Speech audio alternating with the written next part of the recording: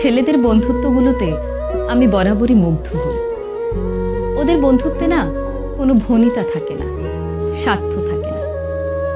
গতকাল এক্সাম দিয়ে ফেরার পথে বাসে অনেকগুলো স্কুল ছাত্র উঠল। দেখলাম ওরা একজন আরেকজনের ভাড়া দিয়ে দিচ্ছে, একজন আরেকজনের ব্যাগ ক্যারি করছে, একজন আরেকজনকে বলছে, তুই যদি রেজাল্ট ভালো না করিস তাহলে কিন্তু ভবিষ্যতে এমন বাসের হেল্পার হবি। আরেকজন বলছে, আর তুই পানের দোকানদার হবি। ওদের এই খুনসুটিগুলো দেখতে আমার বেশ ভালো লাগছিল। আমি জানি না সামনের কিছু বছর পর ওরা কে কোথায় থাকবে, কার জীবনের মোড় কোন দিকে ঘুরে যাবে। তখন হয়তো এদের মধ্যে কারো কারো বন্ধুত্ব ভেঙে যাবে, আবার কারো বন্ধুত্ব অটুট থাকবে আজীবন।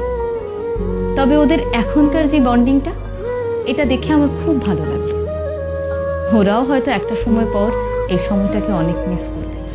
তবে যে যাই বলুক না কেন, ছেলেদের বন্ধুত্বগুলো অদ্ভুত রকমের সুন্দর হয়।